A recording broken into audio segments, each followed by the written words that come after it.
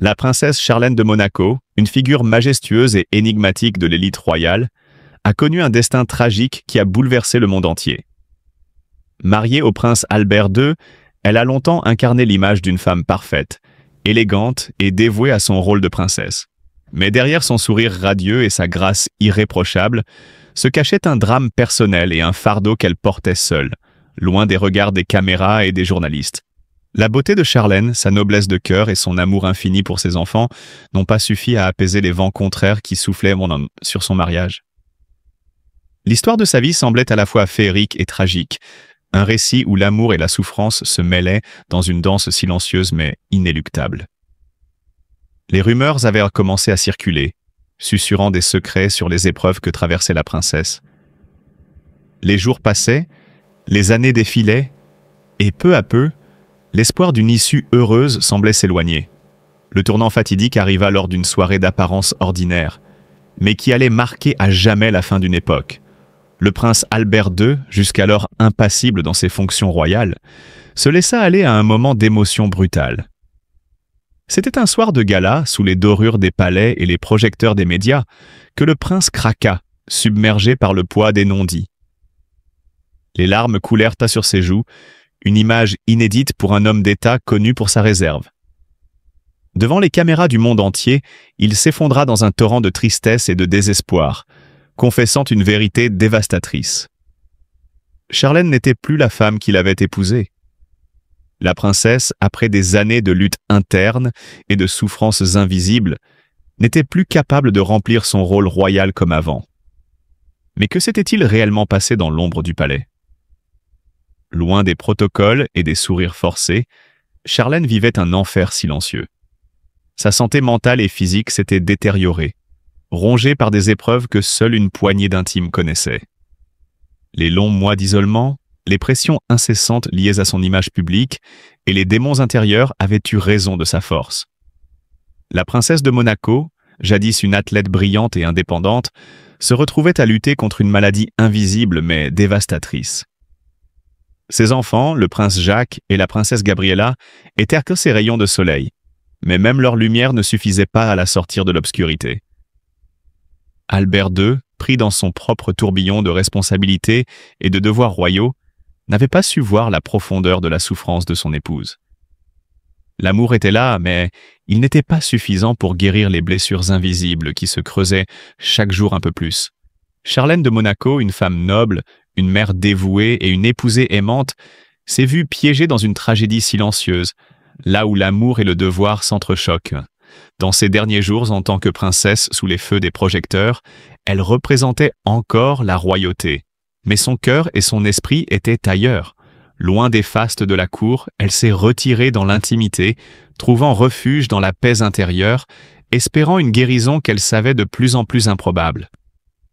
Ce moment de vérité, lorsque le prince Albert brisa le silence avec ses larmes, a été un choc pour le monde. Charlène de Monaco n'était pas une simple figure royale, mais une femme qui, malgré les apparences, avait payé un prix terrible pour sa place dans l'histoire. Les adieux à la princesse furent empreints de respect et de tristesse, car tout le monde savait que, dans son sacrifice silencieux, elle avait donné plus qu'elle n'aurait dû. Aujourd'hui, nous nous souvenons d'elle non seulement comme une princesse, mais comme une héroïne tragique, dont le courage face à la souffrance est un exemple pour nous tous. Elle ne sera jamais oubliée, et son héritage perdurera dans les cœurs de ceux qui comprennent le poids des sacrifices silencieux. Charlène de Monaco, une femme sublime, une mère extraordinaire et une princesse aux dimensions insoupçonnées, mérite d'être célébrée non seulement pour ses réalisations publiques, mais pour la force intérieure qu'elle a manifestée face à une lutte que peu d'entre nous auraient pu endurer. Sa relation avec son mari, le prince Albert II de Monaco, n'a pas été sans difficulté.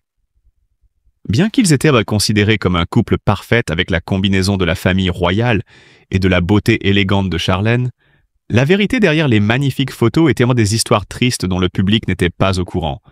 La douleur cachée au plus profond de son âme et le grief qu'elle ne pouvait pas partager la faisaient se sentir perdue dans sa propre maison. Charlène a essayé de maintenir une image parfaite auprès de son mari, mais la tristesse concernant la famille, la santé et la vie a progressivement affaibli son esprit. Un jour, non loin de là, alors que toutes les larmes ne pouvaient plus être retenues, le prince Albert a dû faire face à la douloureuse vérité sur sa femme. Dans un moment inoubliable, voyant sa femme en larmes et épuisée, il fondit en larmes. Sa douleur n'était pas seulement une blessure physique, mais aussi la tristesse d'une vie incomplète, d'une famille malheureuse comme elle l'avait rêvé.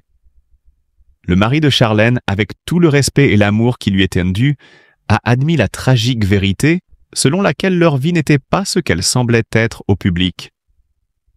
Les problèmes de santé, les difficultés relationnelles familiales et la solitude chronique sont devenus un fardeau insupportable.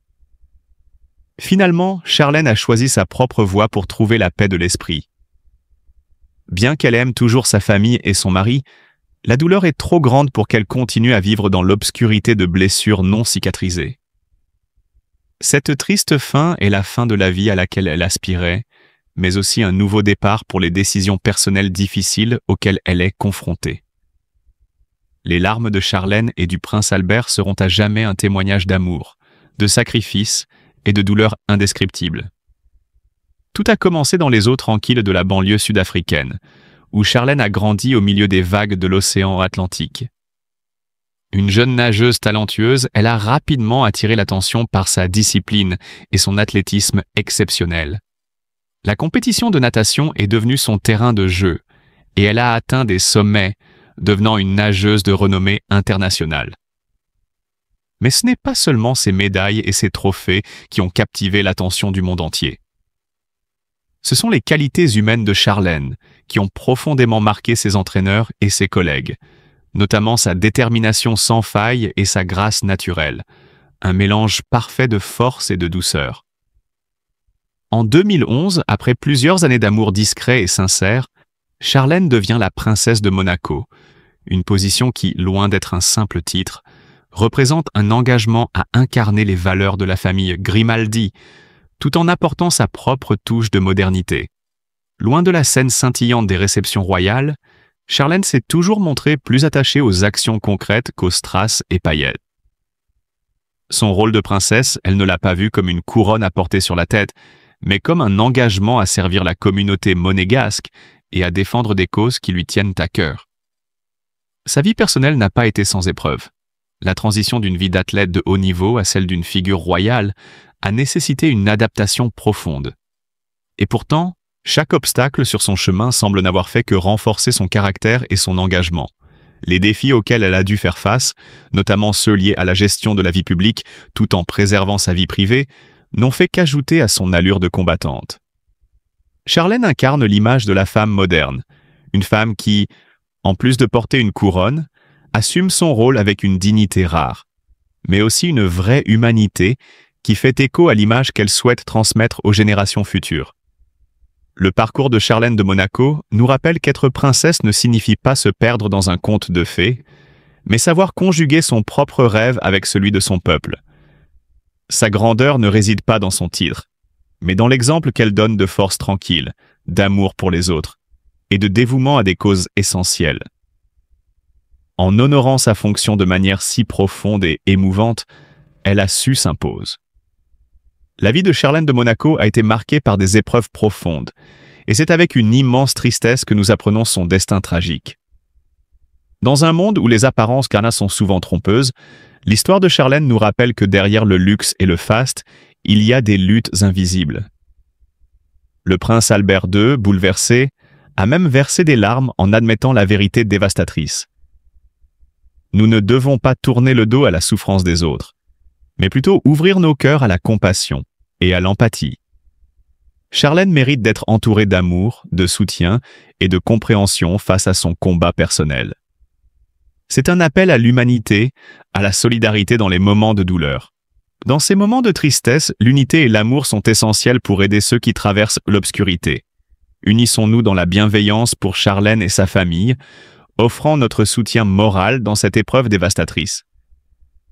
Chaque geste, chaque parole de Charlène est empreinte de cette volonté de bâtir un avenir meilleur, loin des apparences et des attentes superficielles, pour aller à l'essentiel: l'amour, la solidarité et la dignité humaine. C'est cette alchimie subtile entre noblesse et simplicité qui fait d'elle une véritable icône contemporaine, un symbole vivant d'espoir et de changement.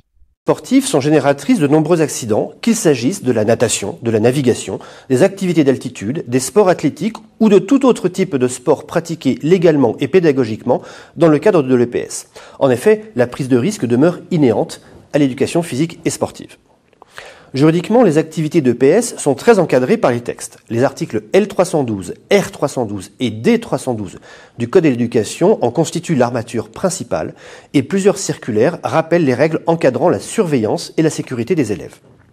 Mais le régime juridique de l'EPS est beaucoup trop vaste pour cette présentation car il conviendrait d'aborder les règles relatives au matériel et à l'équipement, aux intervenants, aux activités pratiquées en milieu naturel, en milieu artificiel ou encore les différents types de sports concernés. Nous nous concentrerons donc ici sur quelques points transversaux. Dans un premier temps, la mise en œuvre de l'EPS nécessite des contraintes particulières d'organisation pour garantir la sécurité des élèves. Si l'enseignement est assuré dans le secondaire par les professeurs spécifiques, à la maternelle et au primaire, il l'est par les professeurs des écoles avec l'appui